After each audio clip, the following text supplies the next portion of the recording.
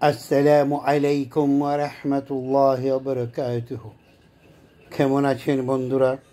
আশা করি সকলেই ভালো আছেন, ভালো থাকেন, এই দোয়াই করি। কিছু কথা বলবো, কথাগুলি মনোযোগ সহকারে শুনবেন, ধৈর্য ধরে শুনবেন। ভালো লাগলে লাইক কমেন্ট শেয়ার করবেন, অন্যকে জানার সুযোগ করে দেবেন।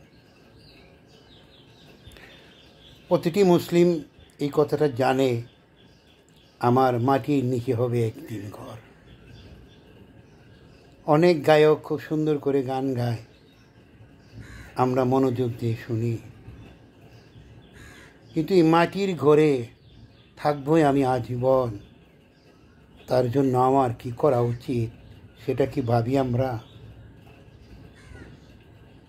শুধু গানই শুনি, মাটির নিচে হবে আমার একদিন ঘর। আল্লাহর নবী মাটির নিচে যাওয়ার আগে জিন্দা অবস্থায় যে কাজগুলি করার কথা বলেছে, আমরা সেগুলি কতটুকু করতে পারলাম সেই হিসাবটা কিন্তু আমরা কেউ কষি না।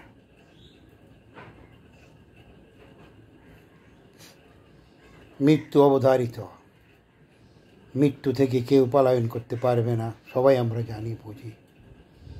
তারপরও আমরা দুনিয়াটা কামাই করার জন্য বেহুশ বেকার হয়ে যায়। মানুষ হয়ে মানুষের মনে কষ্ট দিয়ে কথা বলি, মানুষ হয়ে মানুষকে মারি, মানুষ হয়ে মানুষের মাল চুরি করি, ডাকাতি করি। মানুষ হয়ে কী করে আমরা একটা নাবালক মেয়েকে তার পার্শ্ববেগ নির্যাতন করি, কত নেককার কাজগুলি করি। অথচ পৃথিবীটা আমার ক্ষণিকের, এটা আমরা সবাই জানি, তারপরও আমরা করি।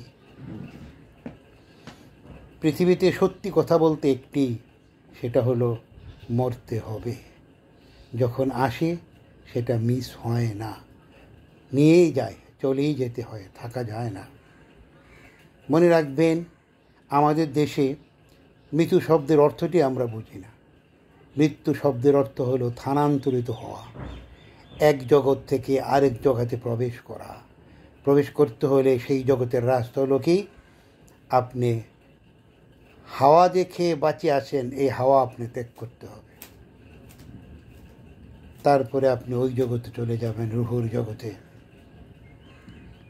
কবরের নিচে 1000 কোটি বছর শুয়ে থাকবেন, কেউ জিজ্ঞেস করবে না, কেউ খুঁজে নেবে না। আপনি যাদের জন্য এত সুন্দর বিল্ডিং, এত সুন্দর জায়গা জমি সম্পত্তি করে গেছেন, তারা কেউ আপনাকে মনে রাখবে না। হ্যাঁ, মনে রাখবে কারা জানেন?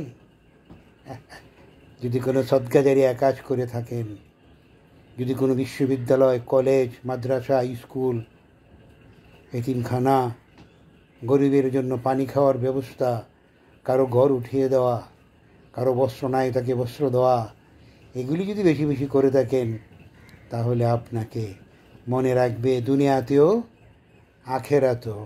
আর কিয়ামত পর্যন্ত সদকা জারিয়া নেকি আপনার হতেই থাকবে।